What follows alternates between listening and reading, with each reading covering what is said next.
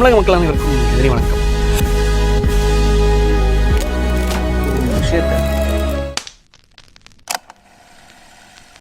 தமிழக மக்கள் அனைவருக்கும் எதிரி வணக்கம். முதல்வர் திரு விஜய் அவர்களுக்கு எதிராக பேச மிரட்டப்படும் ஏழை தாய்.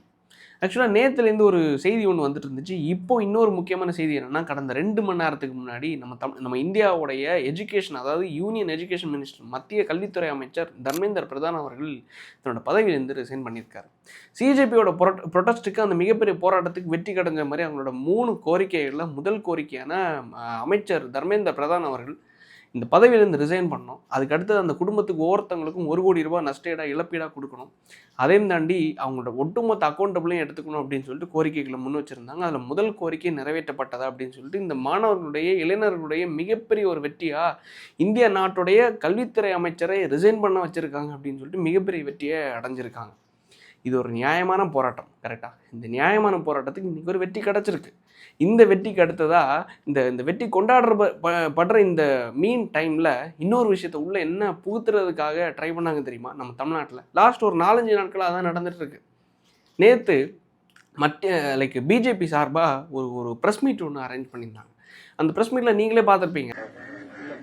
பண்ணிட்டு ஜாலியாக படம் பார்த்துக்கிட்டு இருக்காங்க தியேட்டரில் உட்காந்து. அவங்களுக்கு மனசாட்சி இல்லையா? இவ்வளோ அழகா உட்காந்து கை தட்டி விசில் அடிச்சு, அந்த விசில் சின்னத்துக்கு போட்ட விசில வச்சு அவங்க நல்ல அழகா படம் பார்த்துக்கிட்டு இருக்காங்க. விசில் அடிச்சு படம் பார்த்துக்கிட்டு இருக்காங்க.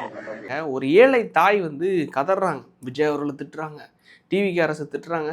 என்ன அரசாங்கம்? இந்த அரசாங்கத்தினால என் பிள்ளைய நான் இழந்துட்டேன், என் பிள்ளைய அடிச்சே கொண்டுட்டாங்க, விஜய் அவர்கள் தான் இதுக்கு முழு பொறுப்பையும் ஏற்கணும், தமிழக அரசாங்கம் தான் இதில் முழு பொறுப்பையும் ஏற்கணும் அப்படின்னு சொல்லிட்டு பின்னாடி நயனார் நாகேந்திரன் அவர்கள் சொல்லிக் கொடுக்குறாரு. இப்படி பேசுங்க, தமிழக அரசாங்கம் தான் பொறுப்பேற்கணும்னு பேசுங்க அப்படின்னு சொல்லிட்டு சொல்லிக் கொடுக்குறாங்க.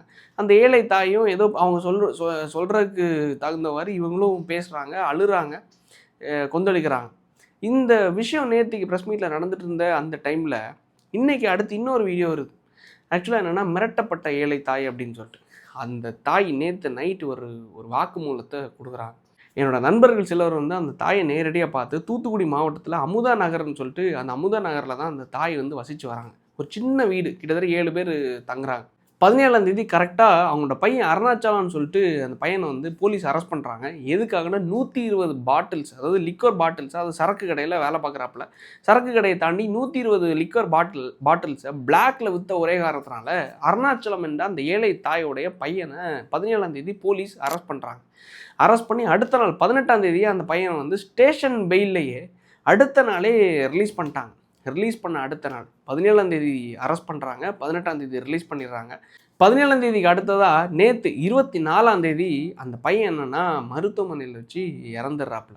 ஆக்சுவலாக அது நோயா இல்லை அடித்து இறந்தாங்களா? ஆக்சுவலாக இவங்க எல்லாமே மிரட்டி தான் அந்த வாக்குமூலத்தை எடுத்தாங்க.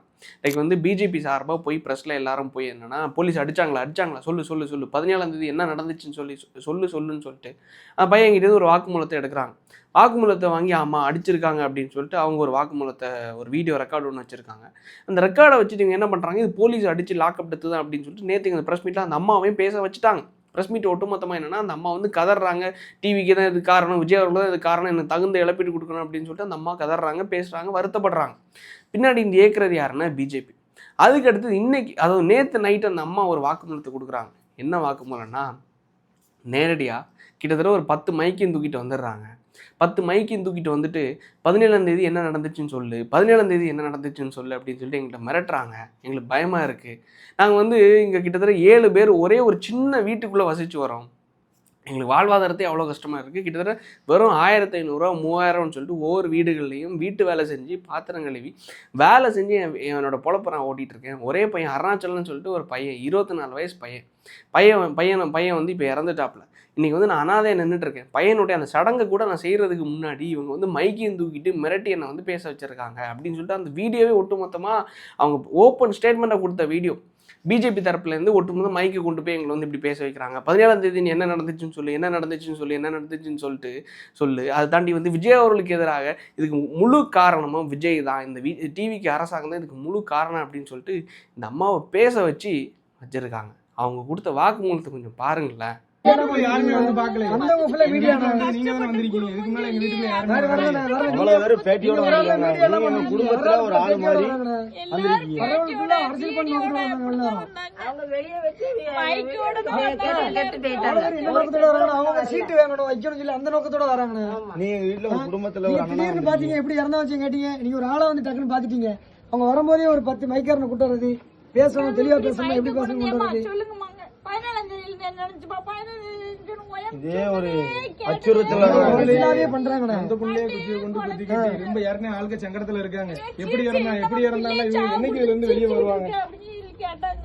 நான் எங்க அண்ணா இழந்ததுல பாத்துட்டு போய் பேட்டி கொடுத்துட்டே இருக்க முடியுமா சார்? சாயந்தரம் வரைக்கும் பேட்டியா வந்து பேட்டி கொடுங்கம்மா, பேட்டி கொடுங்கம்மா.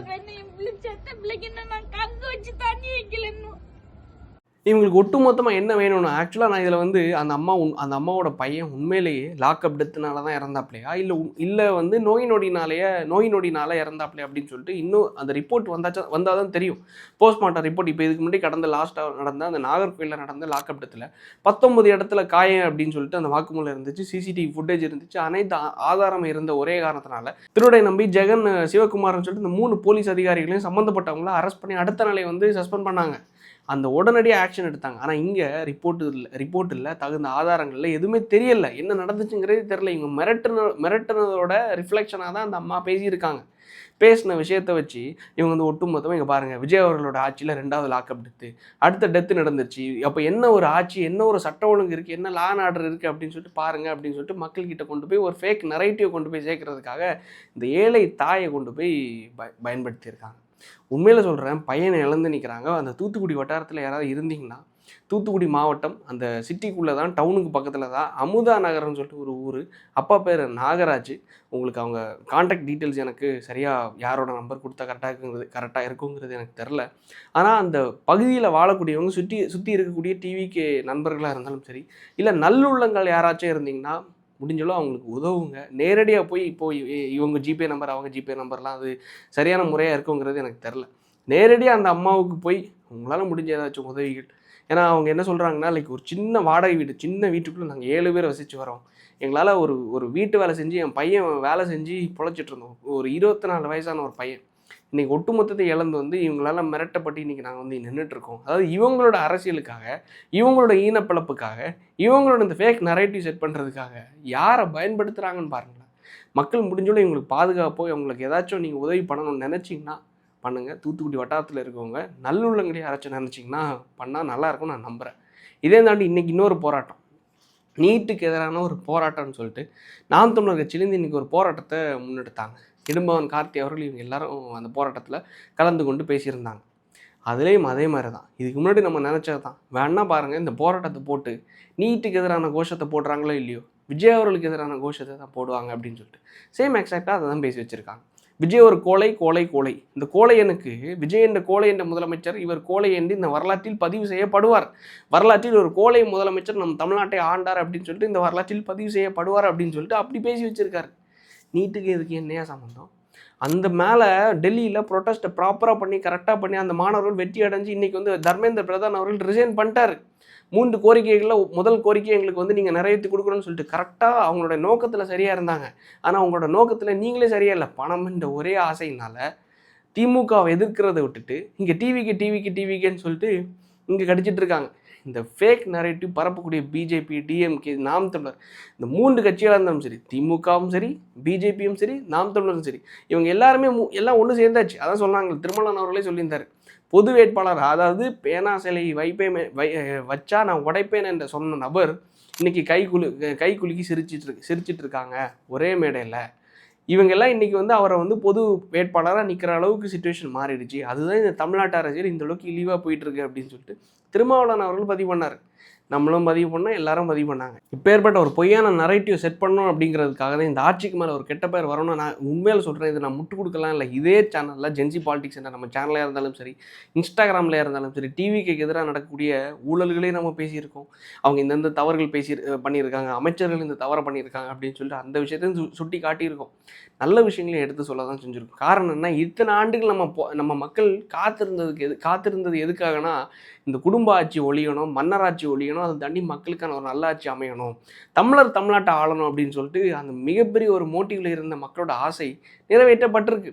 இப்போவும் வந்து குறைன்னு சொல்கிறத தாண்டி சில நிறைகளையும் பாராட்டலாம் இல்லை. அவங்க பாராட்டாமல் இருந்தாலும் நம்மளும் சுட்டி காட்டி தவறுகளையும் சுட்டி காட்டும், பாராட்டவும் செய்யும். அதையும் தாண்டி இது ஜால்ராலாம் கிடையாது. மக்களுடைய பிரச்சனையை வச்சு இவங்க அரசியல் செஞ்சு அதை பிழைக்கணும்னு நினைக்கிற விஷயத்த சொல்கிறது எந்த தப்பும் இல்லை என்று நம்புகிறேன். மக்கள் முடிஞ்சோட ஏதாவது உதவிகள் பண்ணாலும் அந்த அம்மாவுக்கு பண்ணுங்கள். அதையும் தாண்டி அந்த சுற்றுவட்டாரத்தில் இருக்கவங்க ஏன்னா கான்டாக்ட் டீல்ஸ் வேறு யாரோட நம்பரை கொடுத்து அது மிஸ்யூஸ் ஆகிடுச்சுன்னா அதை நம்ம பண்ணால் அது நல்லா இருக்காது. ஸோ இவங்க பண்ணக்கூடிய இந்த ஃபேக் நரேட்டிவாக இருந்தாலும் சரி, இந்த 3 கட்சியினர் திமுக, பிஜேபி, நாம் தமிழர் இந்த 3 கட்சியினர் இணைந்து செய்யக்கூடிய இந்த ஃபேக் நரேட்டிவ், இந்த வெறுப்பு அரசியல் மக்களுக்கு புரியும் என்று நம்பி விடைபெறுகிறேன். நாளைக்கு அடுத்த வீடியோவில் சந்திப்போம். நன்றி, வணக்கம்.